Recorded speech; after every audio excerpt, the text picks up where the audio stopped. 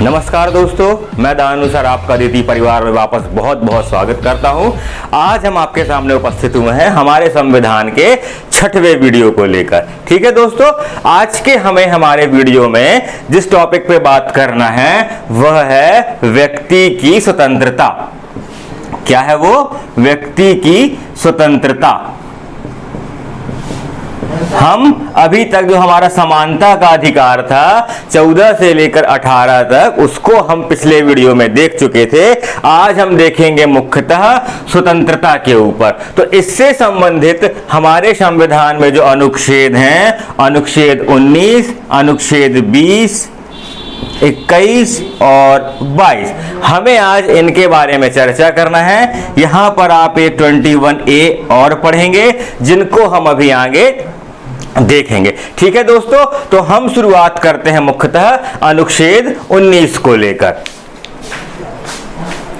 हमारा जो अनुच्छेद 19 है वह बात करता है किसके ऊपर?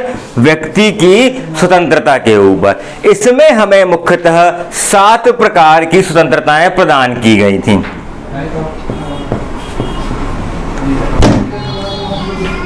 A, B, C, D, E, F, G। 1, 2, 3, 4, 5, 6, 7। किंतु आप सभी जानते हैं कि वर्तमान में हमारे पास केवल 7 प्रकार की स्वतंत्रता, 6 प्रकार की स्वतंत्रताएं, माफ कीजिएगा। तो हमारा जो F, ये मैं भी आपको बताऊंगा, इस स्वतंत्रता के अधिकार को हमने 44वें संविधान संशोधन के द्वारा हटा दिया था।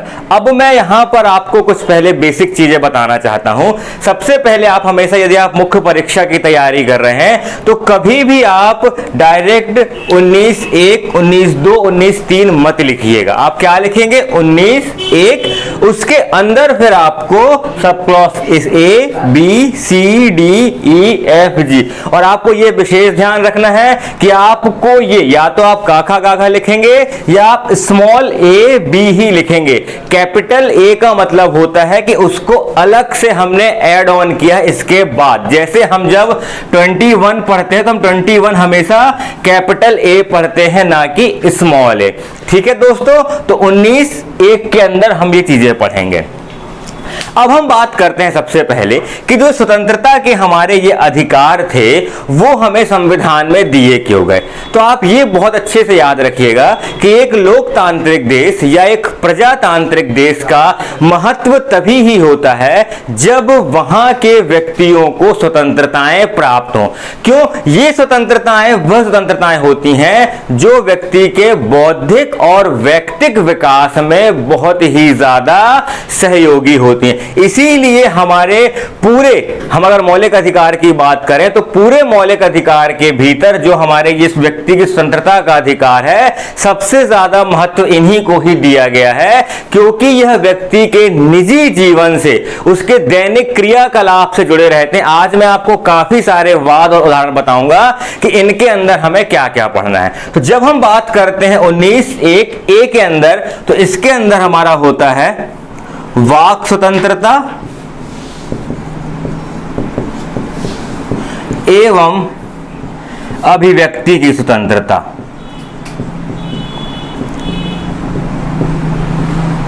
दूसरे में हमारा होगा, ठीक, पहले मैं काम करता हूं, आपको एक एक इंडिविजुअल पूरा समझाता हूं वरना आपको कंफ्यूजन हो जाएगा। पहले हम बात करते हैं केवल वाक स्वतंत्रता एवं अभिव्यक्ति के बारे में। यहां पर आपको 2 चीजें याद रखना है, वाक और अभिव्यक्ति। दोनों चीजों में बहुत फर्क होता है। वाक का सीधा सा तात्पर्य होता है बोलने से, कि जो हम बोल रहे हैं वो हमारा आएगा वाक के अंदर। किंतु अभिव्यक्ति शब्द अपने आप में ही बहुत ही ज्यादा विस्तृत है। न्यायालय ने जब इसकी व्याख्या की तो उन्होंने यह बताया कि अभिव्यक्ति के अंदर जो भी व्यक्ति हमारा सोच रहा है, बोलना चाह रहा है, वो सब हमारा किसके भीतर आएगा? अभिव्यक्ति के भीतर। अब आप जो है वो एक तो अपनी जो आपके अंदर के इमोशंस हैं, एक आप बोल के निकाल सकते हैं, और अभिव्यक्ति के अंदर क्या क्या हमने शामिल किया है? हमने मुद्रण, लेख,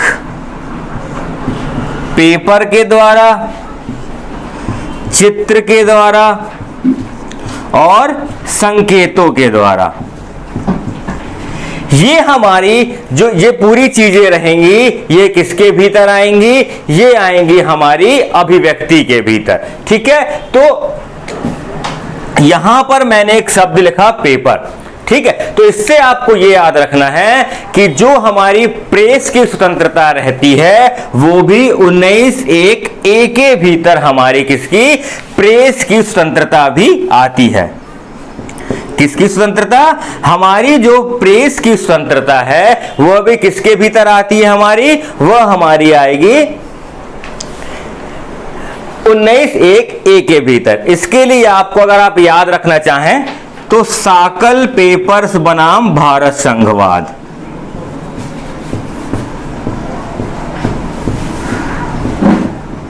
बनाम भारत संघ। मैं आपको पहले भी बता चुका हूं कि यह आपको केवल यदि आप मुख्य परीक्षा में उदाहरण लिखना चाहते हैं कि प्रेस की स्वतंत्रता के ऊपर, तो आप बिल्कुल निर्भीक होकर यह लिख सकते हैं कि साकल पेपर्स बनाम भारत संघवाद में ही हमने क्या किया है? प्रेस की स्वतंत्रता को हमारे 19(1)(a) के भीतर हमने शामिल किया। अब आप ये याद रखिएगा कि वाक स्वतंत्रता, वाक और अभिव्यक्ति, हम जो हमारे अंदर की भावनाएं हैं वो हम कब निकालेंगे? इसका मैं आपको बहुत आसान उदाहरण देके समझाता हूं, आप ये समझ ही गए होंगे कि हम किसी भी व्यक्ति, अपन मान के चलते हैं कि ये हमारे क्षेत्र के विधायक हैं। अगर ये हमारे क्षेत्र के विधायक हैं तो इनके बारे में हम अपनी अभिव्यक्ति कब व्यक्त कर पाएंगे? जब हमें इनके बारे में चीजें पता होंगी। तो 19(1)(a) के भीतर एक अधिकार आता है जानने का अधिकार।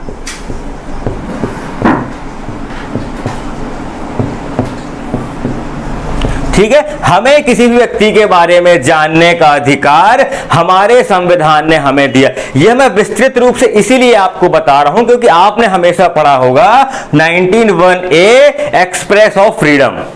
ठीक है, तो मैं आपको इतना बस बताना चाह रहा हूं कि चूंकि जो हमारे स्वतंत्रता का अधिकार है वह हमारे दैनिक जीवन से जुड़ा हुआ है। यदि आपके क्षेत्र के कोई पार्षद हैं, कोई विधायक हैं और आप उनके बारे में कुछ चीजें जानना चाहते हैं तो यह आपका एक अधिकार है। अब हम जब किसी चीज को जानेंगे कब? जब हमारे पास क्या होगी? उसकी सूचना होगी। इसीलिए हमारा सूचना का अधिकार, ये बेसिकली 2005 में पारित हुआ था, राइट टू इंफॉर्मेशन एक्ट जो हम जिसको बोलते हैं, वह भी हमारा 19(1)(a) के तहत ही पारित हुआ था। ठीक है दोस्तों, तो हमने यहां पर दो चीजें मुख्यतः देखी। क्या? कि जानने का अधिकार और सूचना का अधिकार हमारे 19(1)(a) में ही शामिल होता है। ठीक है, उसके बाद हम अगर देखें कि कांग्रेस के एक पुराने नेता और मंत्री भी रहे जिनका नाम है नवीन जिंदल। क्या नाम है? नवीन जिंदल। तो नवीन जिंदल जी ने क्या किया? अपने कारखाने के ऊपर इन्होंने एक तिरंगा लहराया। क्या किया? तिरंगा फहराया। तो यह बोलकर इनके ऊपर वाद या केस किया गया कि आप जो है वो तिरंगे का अपमान कर रहे हैं और तिरंगा आप अपने कारखाने या घर के ऊपर नहीं फहरा सकते। इन्होंने जब इस वाद को यह माननीय न्यायालय के सामने ले गए तो न्यायालय ने यह कहा, जो हमारा नवीन जिंदल वाद होता है, नवीन जिंदल बनाम भारत संघ वर्सेस भारत संघवाद। नवीन जिंदल वर्सेस भारत संघवाद में क्या कहा गया कि झंडा फहराना, क्या हमारा झंडा फहराना ये भी हमारा किसका अधिकार है? 19(1)(a) के तहत हमारा एक मौलिक अधिकार है। तो आपको दोस्तों वाक स्वतंत्रता एवं अभिव्यक्ति के अंदर 3 मुख्य अधिकार आपको याद रखने हैं जो संभवतः परीक्षा में पूछे जाते हैं। पहला प्रेस की स्वतंत्रता, दूसरा जानना या सूचना की स्वतंत्रता, और तीसरा राष्ट्रीय ध्वज या झंडा फहराना। ये 3 स्वतंत्रताएं हमारे 19(1)(a) के भीतर आती हैं। जब भी कोई डीप क्वेश्चन बनता है 19(1)(a) से तो वो आपका यहीं से बनेगा। तो ये चीजें आपको याद रखनी है, ठीक है।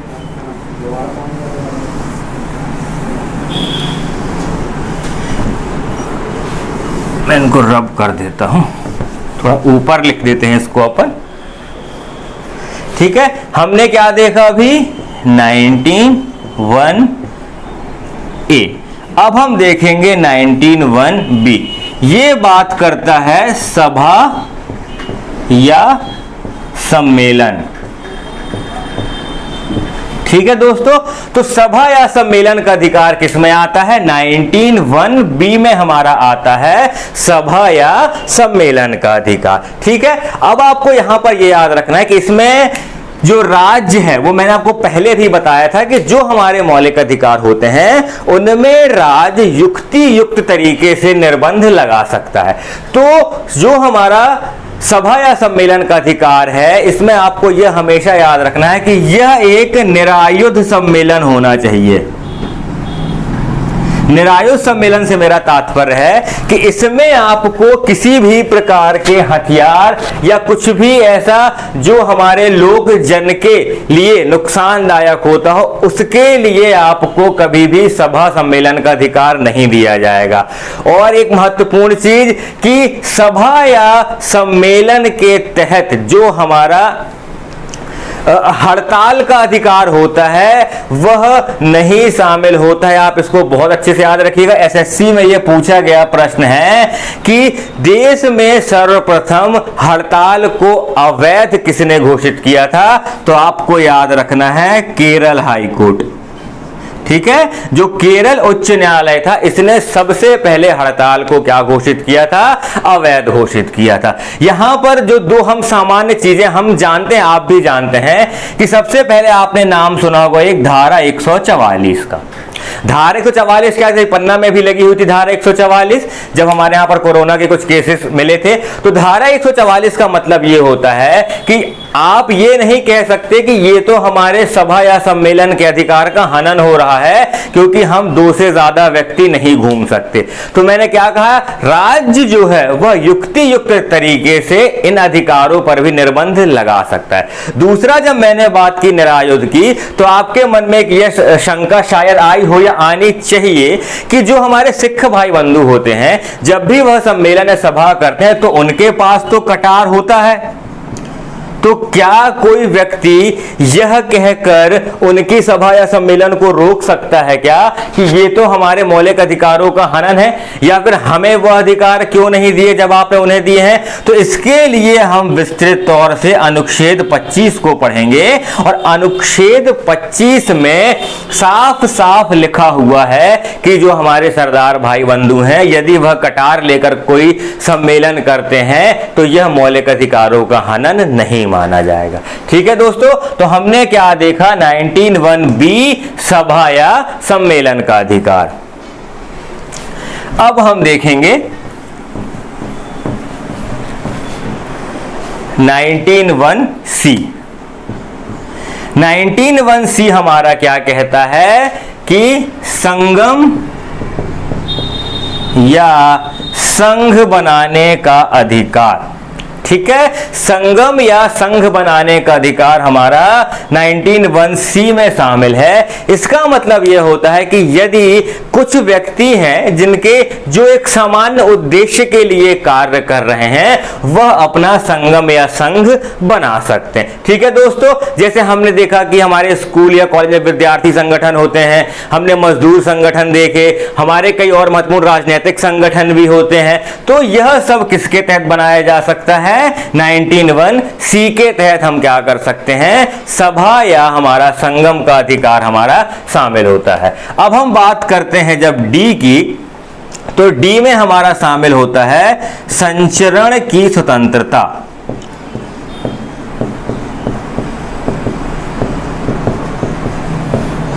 क्या होगा?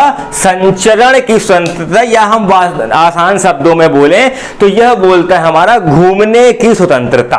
यह किसमें शामिल है? 19(1) में। यह भारत की जो हमारी राष्ट्रीय एकता व अखंडता है, यह उसको प्रदर्शित करता है कि हम भारत क्षेत्र के भीतर कहीं भी आबाद रूप से हम क्या कर सकते हैं? संचरण कर सकते हैं। लेकिन यह भी याद रखिएगा कि राज्य इसमें भी युक्ति युक्त तरीके से निर्बंध लगा सकता है।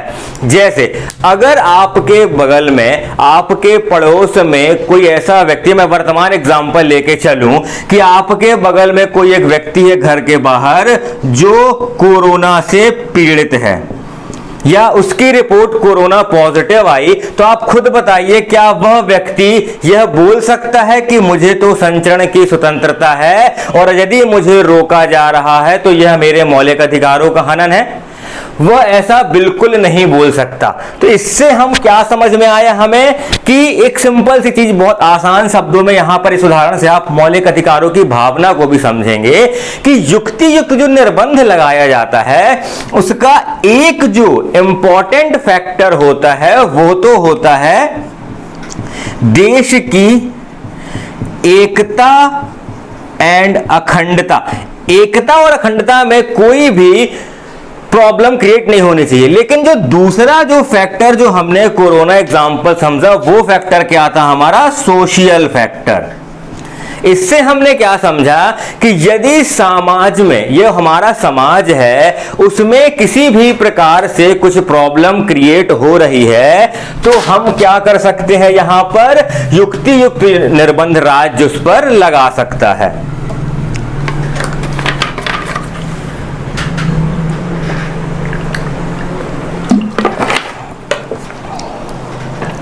अब इसमें एक केस आपको याद रखना है, एक वाद है हमारा, यूपी बनाम कौशल्यावाद, है ना। यह वाद आपको डी में भी काम आएगा और अब हम ई पढ़ेंगे। उन दोनों में इस यूपी बनाम जो कौशल्यावाद है उसमें यह कहा गया कि जो एक वैश्या होती है उस वैश्या को भी विचरण या संचरण की स्वतंत्रता प्राप्त नहीं है। उसको भी अगर हम कहें कि जो हमारा अगला रहेगा निवास करने की स्वतंत्रता, उस पे भी राज्य युक्ति युक्त निर्बंध लगा सकता है, जिसका कारण होता है केवल सोशल जो हमारा कल्चर है वो हमारा इफेक्ट ना हो। मैंने आपको बहुत पहले जब मैंने स्टार्टिंग की तो मैंने आपसे एक चीज बोली थी कि जो हमारे मौलिक अधिकार हैं उनमें युक्ति युक्त निर्बंध जरूरी है। अब आप ये सोच के चलिए, हमने संविधान को अपनाया 1950 में, तो क्या उसके पहले क्या ऐसी बॉडी तो कोई थी नहीं जो एक हमारा लिखित संविधान हो? फिर भी हम इतने सालों से यह पढ़ते आ रहे हैं कि हमारा जो समाज है भारत का वो बहुत ही समृद्ध रहा। Excuse me.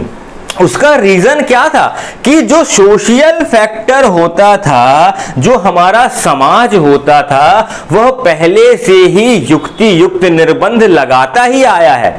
आप खुद सोच के देखिए कि क्या आज भी हमारा जो गांव का कल्चर होता है वह शहर के कल्चर से क्या मेल खाता है? और हम यह कभी नहीं कहेंगे कि गांव का कल्चर तो पूरा गलत है या वो पिछड़ा हुआ है। नहीं, वहां पर जो एक सामाजिक बाउंडेशन है वह लगी ही रहती है। इसीलिए हमने देखा कि युक्ति युक्त निर्बंध लगाने के लिए समाज को हम हमेशा क्या रखते हैं? प्रायोरिटी में रखते हैं। एक और उदाहरण आप समझिए, यदि आपके घर पे आपका कोई छोटा भाई या बहन या बेटा है तो आप सिंपल सी चीज सोचिए, यदि वह यह बोले कि मुझे तो संचरण की स्वतंत्रता है, मैं शाम के 7 बजे तक खेलने जाऊं, आप बोलेंगे बिल्कुल खेलने जाओ। किंतु यदि वही लड़का या आपका भाई, आपकी बहन रात के 1 या 2 बजे लौटती है घूम के और वह यह बोलती है कि मुझे तो संचरण की स्वतंत्रता है, तो क्या आप उसे एप्लीकेबल करेंगे? क्या आप उसे यह बोलेंगे कि हाँ ठीक है तुम बिल्कुल घूमो, हम नहीं बोलेंगे। हम क्या कहेंगे कि आपको 7 या 8 या 9 बजे तक आपको घूम के आना है। तो यहां पर आपने क्या किया, यहां पर आपने एक युक्ति युक्त निर्बंध लगाया। किस लिए? केवल सोशल फैक्टर्स को ध्यान में रखते हुए। तो समझा दोस्तों आपने यहां पर कि हमारे जो मौलिक अधिकार होते हैं उन पर जो निर्बंध लगाए जाते हैं उनके 2 फैक्टर आपको याद रखना है, देश की अखंडता और सोशल फैक्टर। यहां पर मैं आपको एक चीज और बता दूं, मैं बाद में बताने वाला था ये चीज। हम शुरू से 19(1) पढ़ रहे हैं, जबकि आपको पता है कि 19(1) के भीतर 19(1) से लेकर 6 तक उपबंध किए गए हैं। अभी हम केवल 19(1) पढ़ रहे हैं। 19 जो हमारा 2, 3, 4, 5, 6, ये जो हमारे उपबंध हैं, यह उपबंध केवल युक्ति युक्त निर्बंध लगाने के लिए ही किए गए हैं। जो हमारा 19(1) है, इसमें इसके तहत निर्बंध लगेगा, बी में इसके तहत निर्बंध लगेगा, सी में इसके तहत निर्बंध लगेगा, डी और ई में इसके तहत निर्बंध लगेगा और जी में हमारे इसके तहत निर्बंध लगेगा। अभी मैं आपको आगे एक बार और बता दूंगा इन चीजों को। ठीक है दोस्तों, तो यहां पर हमने क्या देखा, हमने देख लिया यहां पर संचरण की स्वतंत्रता।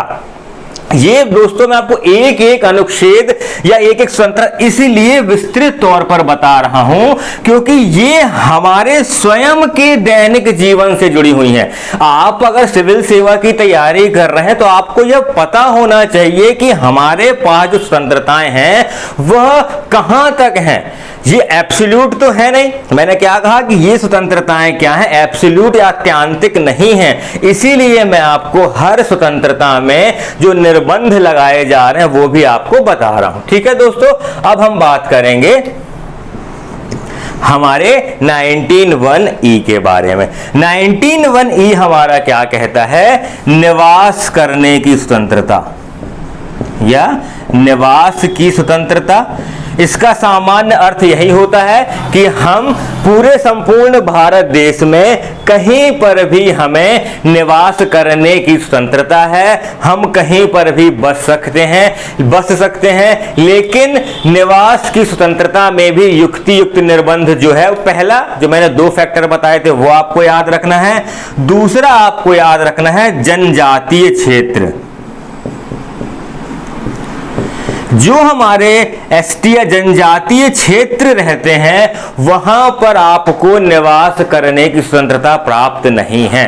ठीक है, वहां पर राज्यपाल की विशेष अनुमति के ही द्वारा हम क्या कर सकते हैं, निवास कर सकते हैं। और जो यूपी बनाम कौशल्यावाद था वो वाद यहां पर भी एप्लीकेबल हमारा होता है। अब हम इसके बाद बात करेंगे, हमारा अगला आएगा। इसके बाद क्या देखा हमने, जो हमारा एफ था वो क्या था हमारा, वो था हमारा संपत्ति का अधिकार जिसे हमने हटा दिया है। और इसके बाद हमारा आएगा जी, जो बोलता है व्यापार करने की स्वतंत्रता। क्या होता है, व्यापार करने की स्वतंत्रता। लेकिन इसमें भी आपको ये याद रखना है कि जो व्यापार करने की स्वतंत्रता है इसके भीतर फुटपाथ पर व्यापार करना भी आपको स्वतंत्रता आपको प्राप्त है, किंतु फुटपाथ पर व्यापार करने की स्वतंत्रता में निर्बंध कैसे लगाया जा सकता है। जैसे हमने खुद देखा किशोर जी मंदिर के सामने जो हमारे दुकानें लगा करती थी तो कुछ समय पहले उनको वहां से हटा दिया गया यह बोलकर कि ये तो अतिक्रमण में है। तो हमने क्या देखा कि आप फुटपाथ पर व्यापार तो कर सकते हैं, किंतु राज्य को यदि यह लगता है कि वह सड़क जो है वह सड़क बाधित हो रही है तो राज्य आपको वहां से हटा सकता है। अस्पताल क्षेत्र जो हमारे हो गए वहां पर आप क्या कर सकते हैं, व्यापार नहीं कर सकते। इसके लिए जो हमें आपको याद रखना है वह सोहन सिंह बनाम न्यू दिल्ली वाद। जो सोहन सिंह बनाम न्यू दिल्लीवाद है, इसमें कहा गया कि फुटपाथ पर व्यापार करने की स्वतंत्रता भी हम 19(1) के तहत एक मौलिक अधिकार को मानेंगे। अब व्यापार करने की स्वतंत्रता में आप यह भी याद रखिएगा कि जो हमारे कुछ ऐसे व्यापार हैं जो गैर कानूनी हैं, या फिर हम जिनको सामान्य शब्दों में कहें कुछ ऐसे व्यापार जो समाज या कल्चर के लिए सही नहीं है, जिसमें मैं आपको सिंपल सा एग्जांपल बताऊं, मदिरा व्यापार। जो हमारी शराब की दुकानें रहती हैं वो तो गलत है, फिर भी वो क्यों यह दावा करते हैं कि हमें व्यापार करने की स्वतंत्रता है? क्यों? क्योंकि जो हमारा 19(1)(6) है, ये राज्य को क्या शक्ति प्रदान करता है कि यदि राज्य इस प्रकार के जो कुछ व्यापार हैं उन्हें वह लाइसेंसीकृत कर चालू रखना चाहे तो वह उन्हें चालू रख सकता है। ये जो वाद है ये है लखनलाल बनाम उड़ीसा राज्यवाद। कौन सा? लखनलाल बनाम उड़ीसा राज्यवाद में यह कहा गया कि जो मादक द्रव्यों का व्यापार है वह हमारा मौलिक अधिकार नहीं है। इसमें क्या हमें याद रखना है? इसमें हमें याद रखना है कि जो राज्य है वह क्या कर सकता है? लाइसेंसीकृत करके इन दुकानों को खोलने की परमिशन दे सकता है। ठीक है दोस्तों, तो अब हम यहां पर इसको एक बार रिवाइज करते हैं जल्दी से, है ना। 19(1)(a) में हमने क्या देखा? वाक एवं अभिव्यक्ति की स्वतंत्रता। ठीक है। 19(1)(b) में हमने क्या कहा? सभा या सम्मेलन की स्वतंत्रता। सी में था हमारा संगम या संघ बनाने की स्वतंत्रता। डी में था हमारा संचरण का अधिकार या घूमने फिरने का अधिकार। ई में है हमारा निवास करने का अधिकार। जी में है हमारा व्यापार करने का अधिकार। तो ये हमने देखा 19(1) के भीतर स्वतंत्रताएं, और इसमें हमने क्या याद रखा कि जो हमारा 19(2), 19(3), 19(4), 19(5) और 19(6) इसके तहत हमने क्या किया? इनमें युक्ति युक्त निर्बंध लगाया। यहां पर आपको यह याद रखना है, इसीलिए मैंने आपको प्रारंभ में कहा था कि कभी भी आपको यदि आप सभा का अधिकार रख रहे हैं तो आपको 19(2) नहीं लिखना है। आप क्या लिखेंगे? 19(1) के अंदर बी, क्योंकि 19(2) जो हमारा होता है वह तो 19(1)(a) पर निर्बंध लगाता है। ठीक है दोस्तों, तो ये हमारा क्या हुआ? 19 हुआ हमारा। अब इसके बाद हम क्या करेंगे? अब हम देखेंगे अभी आगे हमारा अनुच्छेद 20, 21, 21A और 22, ये हम अब देखेंगे। ठीक है दोस्तों, ठीक है दोस्तों, तो यहां पर हमने क्या किया कि अनुच्छेद 19 की जो महत्वपूर्ण पूरी जानकारियां थी वो हमने देख ली। इसमें आपको दो जो सबसे महत्वपूर्ण प्रश्न है वो आपको याद रखना है कि पहला जो अनुच्छेद 19 है वह किसे प्राप्त है? वह केवल नागरिकों को प्राप्त है। और दूसरी महत्वपूर्ण चीज कि जो हमारा संगम या संघ बनाने का अधिकार था, इसमें एक शब्द या एक चीज शामिल की गई, वो है सहकारी समिति। सहकारी समिति, इन्हें शामिल किया गया था 97th अमेंडमेंट के द्वारा 2011 में। ठीक है, तो ये आपको याद रखना है कि इन्हें 97 संशोधन के तहत 2011 में हमने शामिल किया, है ना। तो मुझे ऐसा लग रहा है कि जो आज का वीडियो है वो शायद थोड़ा बड़ा बन गया केवल अनुच्छेद 19 का। तो हमारा जो अनुच्छेद 20, 21, 21A, 22 है उसे हम क्या करेंगे? उसे हम आपको अगले वीडियो में कवर करवाएंगे। ठीक है दोस्तों, तो आज आपको मैंने क्या बताया? 19 अनुच्छेद जो हमारा है व्यक्ति की स्वतंत्रता के भीतर, पहले मैंने इसके भीतर आपको सारी चीजें कवर अप करवा दी। ठीक है दोस्तों, तो अब हम क्या करेंगे?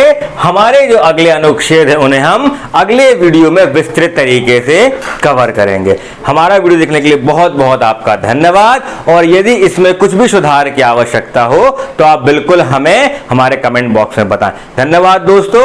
आपको हमारे चैनल को क्या करना है, ज्यादा से ज्यादा सब्सक्राइब करना है एवं वीडियो को लाइक जरूर करें। ठीक है, आपका बहुत बहुत धन्यवाद। जय हिंद, जय भारत।